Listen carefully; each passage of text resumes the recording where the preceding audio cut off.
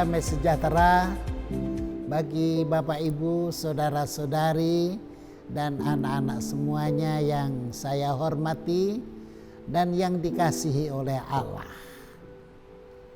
Saat ini kita mau belajar dari firman Tuhan melalui khotbah yang saya sampaikan dengan judul Peristiwa Kebangkitan Kristus mengajarkan kepada kita untuk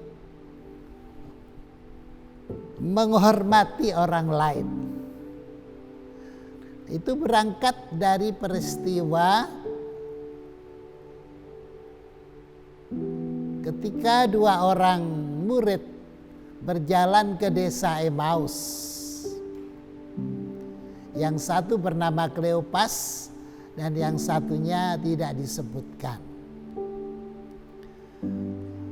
Baiklah, kita akan mengawali bacaan dari kitab Ibrani. Pasal yang ke-13. Ayatnya yang pertama dan kedua. Peliharalah kasih persaudaraan. Jangan kamu lupa memberi tumpangan kepada orang, sebab dengan berbuat demikian beberapa orang dengan tidak diketahuinya telah menjamu malaikat. Puji Tuhan, saudara-saudara, kita disuruh memelihara kasih persaudaraan.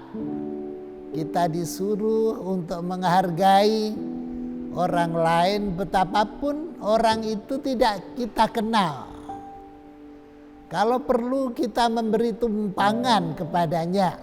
Disebutkan bahwa dengan berbuat demikian beberapa orang dengan tidak sadar telah menjamu malaikat. Saudara-saudara, dalam peristiwa kebangkitan Kristus pada hari pertama minggu itu, maka sebagaimana yang dicatat dalam Injil Lukas pasal 24, ada dua orang yang berjalan menuju ke desa Emmaus. Rupanya di sana itu adalah tempat tinggal mereka. Ketika mereka berjalan, mereka bercakap-cakap tentang kebangkitan Tuhan. Maka tiba-tiba Tuhan Yesus datang dan bergabung dalam perjalanan di tengah dua orang itu. Mereka adalah murid-murid Tuhan. Tuhan Yesus bertanya kepadanya, "Apakah yang kalian percakapkan?" Lantas Kleopas atau temannya berkata, "Adakah engkau satu-satunya orang asing yang tidak mengerti dan tidak tahu apa yang sedang terjadi di Yerusalem ini?"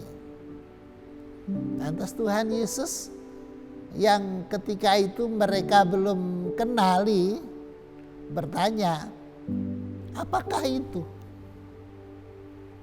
Lantas dijawab, "Itu tentang Yesus orang Nazaret.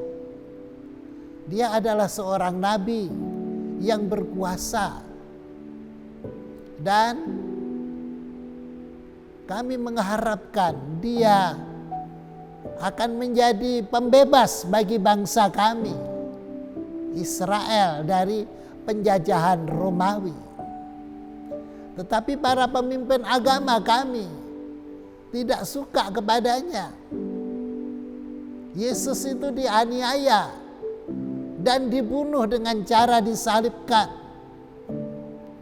Tetapi pada hari yang ketiga tiba-tiba kami dikejutkan oleh berita yang disampaikan oleh teman-teman tadi pagi bahwa kubur Yesus itu kosong.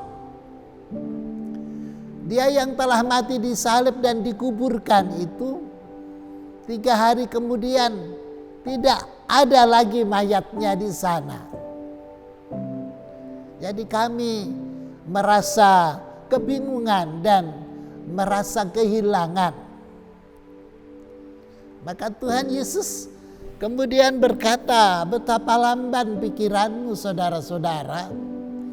Dan Tuhan Yesus mulai menceritakan atau mengulangi firman Tuhan yang ditulis oleh Nabi Musa dan nabi-nabi yang lain, bahwa akan datang seorang Mesias, yaitu Raja yang diurapi oleh Allah, Kristus, yaitu penebus dosa manusia, bahwa dia harus menderita dan mati, tetapi hidup kembali pada hari yang ketiga.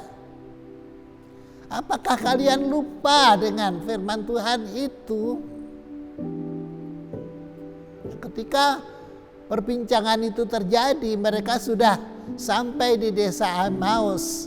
Lantas mereka berkata, mereka mendesak kepada Tuhan Yesus supaya mampir ke rumahnya. Ayolah sobat, ini hari sudah menjelang malam. Ayo mampir menginap di rumahku saja. Akhirnya Tuhan Yesus mengiyakan. Dan mulailah mereka duduk di meja tamu, di ruang tamu. Dan Kleopas dan temannya menghidangkan makanan dan minuman. Tuhan Yesus mengambil roti, mengucap berkat, memecah-mecahkan dan memberikan kepada mereka. Dan ketika mereka memakan makanan itu, tiba-tiba Tuhan Yesus lenyap dari pandangan mereka. Mereka sangat heran, tetapi penuh dengan sukacita. Katanya, bukankah hati kita tadi sangat berkobar-kobar, sangat bersemangat ketika mendengarkan apa yang dikatakannya. Mereka begitu terharu dan mereka begitu bersukacita karena melihat Tuhan Yesus hidup. Mereka segera pergi kembali ke Yerusalem dan memberitahukan kepada murid-murid yang lain bahwa Tuhan Yesus telah menampakkan diri kepada mereka. Saudara-saudara, jadi sesuai dengan judul firman Allah tadi, bahwa kebangkitan Kristus mengajarkan kepada kita agar kita menghargai orang lain. Orang lain yang tidak kita kenal sekalipun. Dalam kitab Ibrani pasal 13 tadi dikatakan bahwa dengan tidak disadarinya, maka orang-orang tertentu telah menjamu malaikat-malaikat. Kali ini murid-murid itu menjamu malaikat Mikael, yaitu Tuhan Yesus sendiri. Saudara-saudara sekalian, kita harus menghargai semua orang. Siapa saja semua orang itu? Siapa saja orang lain itu? Orang lain itu ya siapa saja. Lintas sosial, lintas pendidikan, lintas agama, lintas suku dan bangsa. Kita hargai semuanya, baik yang kaya ataupun yang miskin, baik yang berpendidikan tinggi ataupun yang buta huruf. Kita hargai agamanya apa saja. Di Indonesia ini ada beberapa macam agama. Mungkin sekitar 6 atau 7 agama yang diakui sekarang. Semua harus kita hargai, saudara-saudara. Saudara-saudara, orang besar, orang kecil, orang berpangkat atau orang gembel, mereka semuanya harus kita hargai. Yang berkulit hitam, berkulit putih, yang berkulit coklat, yang berkulit kuning, semua seharusnya kita menghargai. Tidak pandang bulu, saudara-saudara. Dalam Injil Matius pasal 22 ayat 36 dan 37, di sana dikatakan, kasihilah Tuhan Allahmu dengan segenap hatimu, dengan sepenuh akal budimu, dengan segenap kekuatanmu. Itulah hukum yang pertama. Dan hukum yang kedua adalah kasihilah sesamamu manusia seperti dirimu sendiri. Saudara-saudara sekalian, Tuhan Yesus malah memberikan patokan. Sesama manusia itu siapa? Dan yang mengagetkan adalah ternyata yang jadi patokan adalah orang yang hina. Di dalam Injil Matius kita lihat di sana pasal yang ke-25 ayatnya yang ke-40, demikian bunyi firman Allah. Dan raja itu akan menjawab mereka, aku berkata kepadamu, sesungguhnya segala sesuatu yang kamu lakukan untuk salah seorang dari saudaraku yang paling hina ini, kamu telah melakukannya untuk aku. Saudara-saudara, saudara yang paling hina, mungkin dia hina karena kemiskinannya, mungkin dia hina karena penderitaan sakitnya, mungkin dia hina karena status sosialnya yang rendah, mungkin dia hina karena reputasinya yang buruk di tengah-tengah masyarakat. Tuhan Yesus katakan, apa yang terhina, siapa yang menghargai saudaraku yang paling hina, maka dia telah menghargai aku. Saudara-saudara, konteks daripada ayat ini adalah penghakiman terakhir. Dalam Injil Matius pasal 25, di sana disebutkan bahwa pada akhir zaman, raja di atas segala raja akan menghimpunkan segala bangsa dari timur dan barat, utara dan selatan. Mereka dihimpunkan bagaikan gembala yang menghimpunkan domba kambing peliharaannya. Domba-domba ditaruh sebelah kanan dan kambing-kambing di sebelah kirinya. Maka dikatakan pada domba-domba itu, hai hambaku yang setia, masuklah di dalam kemuliaan. Dan kepada kambing-kambing, enyahlah engkau dari hadapanku, katanya. Apa yang menjadi penyebabnya?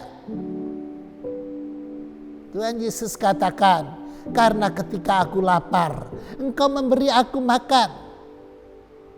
Karena ketika aku haus, engkau memberi aku minum. Ketika aku sakit, engkau melawati aku. Dan ketika aku menjadi seorang tawanan, engkau juga melawati aku. Sebab itu, masuklah dalam kesukaan Tuhanmu. Kapan kami memperhatikan engkau ya Tuhan? Dan Tuhan menjawab, apa saja yang kamu lakukan kepada salah seorang dari saudaraku yang paling hina ini, itulah yang kau lakukan kepadaku. Jadi yang dijadikan standar oleh Tuhan Yesus, orang lain yang perlu dikasihi itu adalah hambaku yang paling hina. Saudara-saudara, dan kita sudah tahu sebaliknya. Orang yang tidak mengasihi kepada hamba Allah yang paling hina, mereka seakan-akan kambing yang harus enyahlah dari hadapanku. Itulah saudara-saudara siapa orang lain itu. Jadi sudah dijelaskan dalam ayat-ayat ini. Saudara-saudara yang kami hormati dan kami kasihi di dalam Tuhan. Di dalam kitab Kejadian ada tokoh yang namanya Lot. Dia adalah keponakan Bapak Abraham. Dalam keberadaannya di negeri asing, yaitu di tanah Sodom dan Gomora. Pada suatu senja, dia melihat ada dua orang yang sedang berdiri di lapangan, di bersebelahan dengan gapura tempat masuk kota itu. Maka Lot melihatnya dan dia tidak kenal siapa mereka itu. Timbullah dalam hatinya belas kasihan karena waktu menjelang malam orang asing itu bakalnya menginap di mana, begitu pikirnya. Itu tertulis di dalam kitab Kejadian pasal yang ke-19 mulai ayat yang pertama. Maka datanglah Lot menemui kedua orang itu. Dia berkata, marilah bapak-bapak, saudara-saudara, masuk ke dalam rumahku supaya aku menyediakan makanan bagimu dan supaya aku membasuh kakimu dan supaya aku menyediakan tempat beristirahat bagimu. Maka kedua orang asing ini yang sama sekali tidak dikenal oleh Lot mengikuti langkah Lot masuk ke dalam rumahnya. Saudara-saudara, apa yang terjadi pada malam hari itu? Hukuman Allah atas Sodom dan Gomora akan dijatuhkan. Karena kota Sodom adalah kota yang sangat berdosa. Mereka hidup laki-laki dengan laki-laki. Juga Gomora hidup di dalam kekejian. Mereka hidup perempuan dengan perempuan. Ketika hukuman Allah itu mau dijatuhkan, maka Lot, istrinya, dan kedua anak perempuannya dipegang tangannya oleh dua malaikat itu dan ditariknya. Mari kita melarikan diri ke atas gunung. Dan setelah mereka sampai di sana, maka turunlah api dan belerang yang membakar habis kota Sodom dan Gomora. Saudara-saudara, keselamatan telah terjadi dalam rumah tangga Lot. Ayah dan kedua putrinya diselamatkan oleh Allah oleh karena mereka menerima orang asing, orang hina yang tidak dikenalnya itu. Sayang sekali istrinya ketinggalan karena dia lebih mencintai harta kekayaannya yang tertinggal di Sodom Gomora. Saudara-saudara, jadi kita belajar bahwa kita mesti menghargai orang lain. itu ada berkatnya, saudara-saudara. Ada contoh lain, saudara-saudara.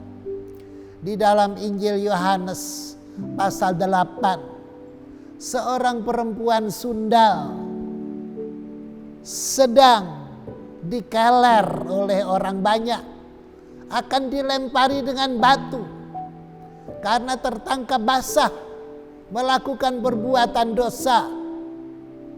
Orang banyak berkata, "Hai guru, menurut hukum Taurat, wanita ini harus dilempari dengan batu. Bagaimana menurut pendapatmu?" Maka Tuhan Yesus berkata, "Saudara-saudara, silahkan kalian yang tidak berbuat dosa untuk lebih dahulu melempari perempuan ini dengan batu." Apa yang terjadi, saudara-saudara? Mereka satu persatu pergi karena mereka semua merasa berdosa. Jadi perempuan ini diselamatkan oleh belas kasihannya Tuhan Yesus. Padahal dia adalah wanita yang dalam bahasa sekarang itu sampah masyarakat. Tetapi Tuhan Yesus mengasihi dia. Tuhan Yesus menghargai dia. Dan akhirnya perempuan ini menjadi pengikut Tuhan yang setia. Menjadi pengikut Tuhan yang tulus dan mengasihi Tuhannya sampai seterusnya. Saudara-saudara, di dalam kitab atau surat Yakobus pasal 1 ayat 27 juga menyiratkan tentang siapa orang-orang yang perlu kita hargai itu. Dikatakan di sana bahwa melawati yatim piatu dan janda-janda adalah merupakan ibadah yang sejati. Lengkapnya demikian. Yakobus pasal 1 ayat yang ke-27. Ibadah yang murni dan yang tak bercacat di hadapan Allah Bapa kita ialah mengunjungi yatim piatu dan janda-janda dalam kesusahan mereka dan menjaga supaya dirinya sendiri tidak dicemarkan oleh dosa. Jadi saudara-saudara, di sini kita belajar bahwa siapa orang lain itu yang perlu kita hargai. Di sini diantaranya adalah anak-anak yatim piatu, janda-janda, dan orang-orang miskin. Itulah kehendak Allah, saudara-saudara. Jangan sampai di antara kita ada kejadian seperti di dalam Lukas pasal 16. Dalam perikop yang berjudul Orang Kaya dan Lazarus. Ada orang kaya, ada seorang yang kaya raya. Hidupnya setiap hari bermewah-mewahan dengan makanan dan minuman yang lezat dan memakai jubah ungu seperti raja. Setiap hari menyantap hidangan yang enak, tetapi di luar pintu duduklah seorang pengemis bernama Lazarus. Tetapi orang kaya ini tidak peduli. Bahkan dia menyuruh anjingnya untuk mengusir kepada orang yang miskin ini. Saudara-saudara, apa yang terjadi? Tidak lama sesudah itu, Tuhan Yesus menceritakan dalam Injil Lukas tersebut bahwa Lazarus meninggal dunia. Lalu dibawa oleh malaikat dan ditaruh di pangkuan Bapak Abraham. Tidak lama kemudian orang kaya tadi juga meninggal dunia dan dia dilemparkan ke dalam dapur api yang menyala-nyala. Dia melihat ke atas dan berseru, "Bapak Abraham, kasihanilah aku. Suruhlah Lazarus di pangkuanmu itu untuk mencucukkan tangannya pada air dan meneteskannya pada lidahku, sebab aku ini sangat menderita." Bapak Abraham mengatakan, "Tidak bisa anakku, sebab antara engkau dan aku, antara engkau dan kami, ada suatu jurang yang memisahkan. Kalau begitu Bapak," dia menawar, "suruhlah Lazarus datang ke dunia, sebab masih ada 5 orang saudaraku di sana, supaya mereka tidak melakukan seperti yang kulakukan." Bapak Abraham berkata bahwa di dalam dunia ada kitab para nabi. Hendaknya saudara-saudaramu percaya. Tetapi kalau memang mereka tidak percaya, maka mereka pun juga tidak bisa diyakinkan, walaupun oleh seorang yang bangkit dari kuburan sekalipun. Saudara-saudara, habislah harapan dari orang kaya yang meninggal dunia ini. Saudara-saudara, itu sebabnya kita belajar bahwa kita dalam hidup ini harus menghargai orang lain, baik orang kaya maupun orang miskin. Dan yang menjadi standar tadi adalah orang yang hina. Mari saudara-saudara, kita belajar seperti yang diajarkan oleh firman Allah ini, menghargai orang lain. Ada ayat yang menyebutkan bahayanya bila kita tidak menghargai orang lain, yaitu di dalam kitab 1 Samuel pasal yang kedua, ayatnya yang ke-30. "Sebab itu demikianlah firman Tuhan Allah Israel, sesungguhnya aku telah berjanji, keluargamu dan kaummu akan hidup di hadapanku selamanya. Tetapi sekarang demikianlah firman Tuhan, jauhlah hal itu daripadaku, sebab siapa yang menghormati aku akan kuhormati, tetapi siapa yang menghina aku akan dipandang rendah." Nah saudara-saudara, aku dalam hal ini adalah Allah. Dan tadi kita baca dalam Matius, Allah, Tuhan Yesus menyamakan dirinya dengan hambanya yang paling hina.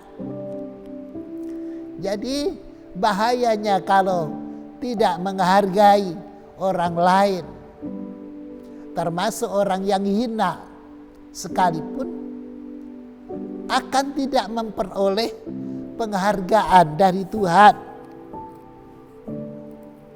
Ini sangat memilukan saudara-saudara. Mari kita belajar menghargai orang lain, apalagi orang-orang yang menderita.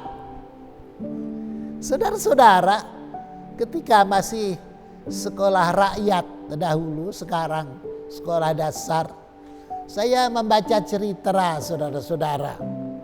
Begini ceritanya. Ada seorang pencari ikan. Dia adalah seorang yang miskin sekali, hidupnya di pinggir hutan, mencari ikan di kali, memancing atau menjala, dan pendapatannya hanya sedikit. Dijual di pasar, bisa dibelikan beras untuk makan. Tetapi pada suatu hari dalam perjalanannya menuju sungai, dia melihat ada seekor burung yang terjepit oleh kayu dan tidak bisa melepaskan diri. Maka ditolonglah burung itu, dibawa pulang, dirawatnya, luka yang ada di badannya diobatinya sehingga menjadi sembuh. Setelah sembuh, burung itu dilepaskan ke udara.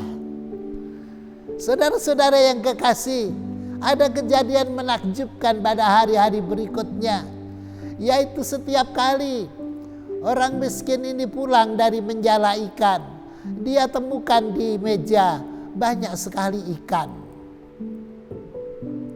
Dan itu terjadi sampai beberapa kali. Dia heran dari mana datangnya dan siapa yang membawanya. Pada suatu hari dia sengaja bersembunyi di dalam kamar. Dia mengintip ke ruang tamu. Ternyata pemandangan yang luar biasa. Dia lihat seekor burung datang membawa ikan. 1 atau 2 ekor. Pergi lagi, tidak lama datang lagi. Begitulah berulang-ulang datang dan membawa ikan, sehingga bisa dijual ke pasar dan menghasilkan banyak sekali uang. Burung yang mana? Ternyata burung tersebut adalah yang pernah ditolong oleh dia. Saudara-saudara, kalau burung saja dia punya balas budi kepada manusia, apalagi Allah Bapa di sorga, apalagi Tuhan Yesus Kristus sesembahan kita. Pasti dia akan membalas segala kebaikan apapun yang saudara dan saya lakukan. Itu sebabnya judul khotbah ini adalah Kebangkitan Kristus mengajari kita untuk menghargai orang lain. Puji Tuhan, kiranya Tuhan memberkati Anda sekalian.